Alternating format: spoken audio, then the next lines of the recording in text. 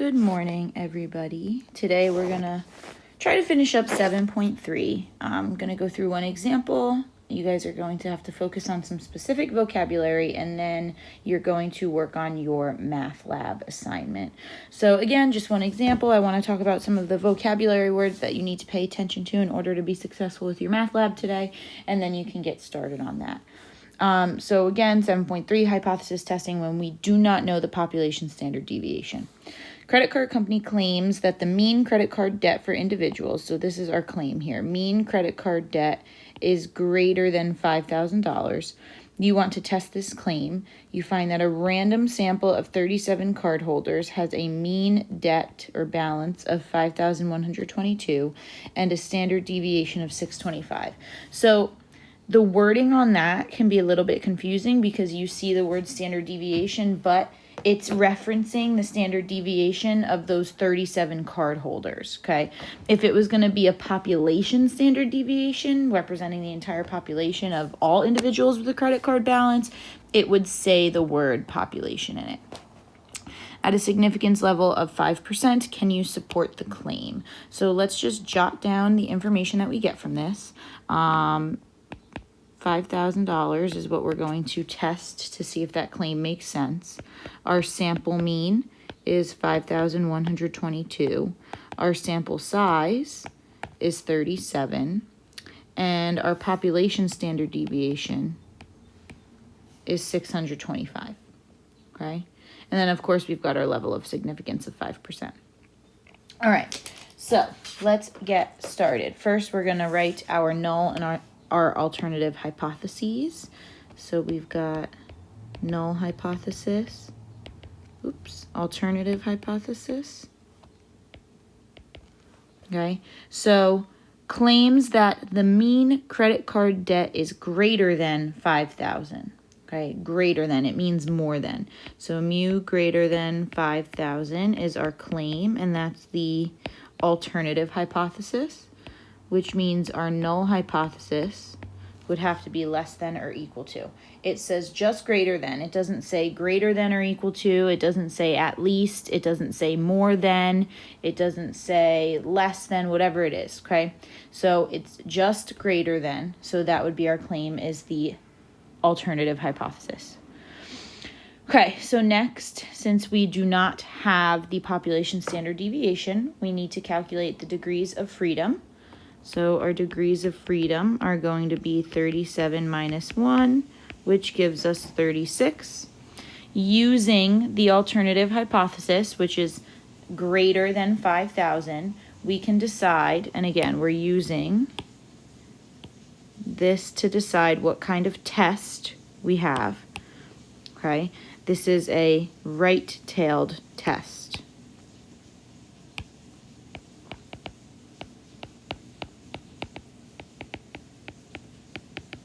And since it's just a right tail, it means we only have one tail, okay?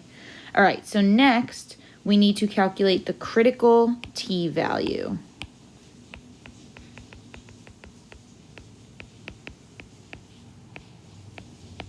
And this comes from the table. Okay, so the critical t-value is the t-value that comes from the table. So again, we have a degree of freedom of 36. So right down here, okay?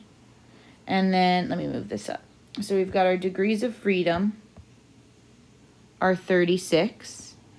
And our level of significance for one tail is 0.05. So one tail, 0.05 right there. So then we go down to where these meet, and we have a critical t-value of 1.688. I'll slide that back down because we are done with that. So we've got 1.688.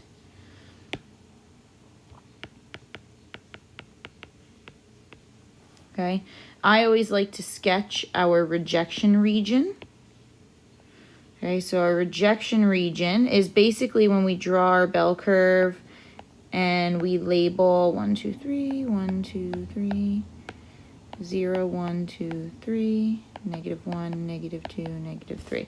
So when we draw our bell curve and we label our rejection or our critical T value, and we were to shade it, okay, whatever we shade in is the rejection region, okay? So our rejection region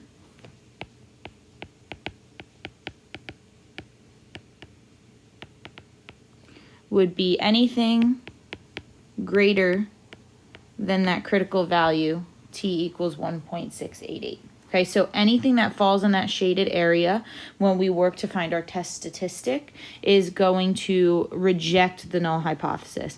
If it falls in the non-shaded part, so if it falls to the left of 1.688 or is less than 1.688, then we fail to reject the null hypothesis. Okay, all right, so now let's find our test statistic.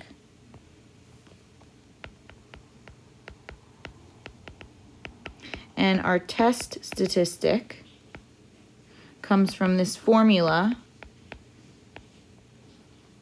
sample mean minus our claim mean divided by the standard deviation all over the square root of the population, which is also called the standard error. Okay, so now we're just going to plug all of our information in here. We're going to get that value. So we have 5,122 minus 5,000 all over 625 divided by the square root of 37. When we plug all of that information in, we get a test statistic of 1.19. Okay, 1.19. Okay, and this test statistic of 1.19, if we look at it, 1.19 would fall somewhere around here, okay? So this is important because it falls left of the critical value. So our test statistic falls left of our critical value.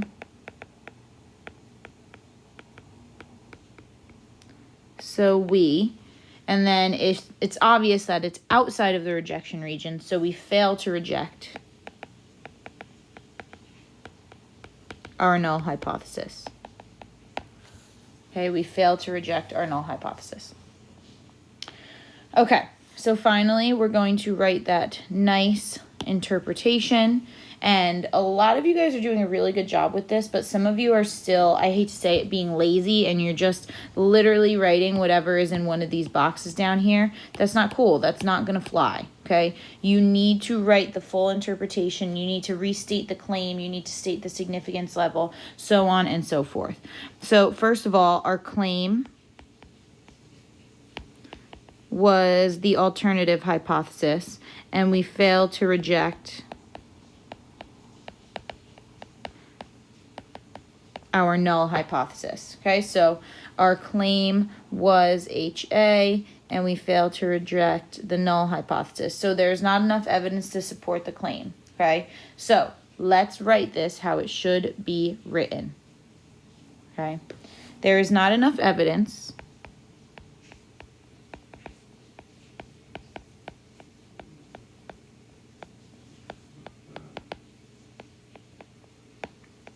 at the 5% significance level to support the claim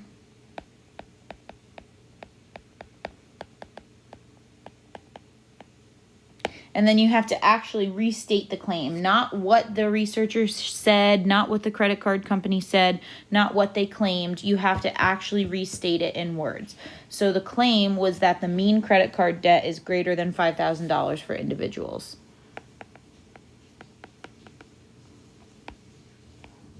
So we're actually going to rewrite that whole thing.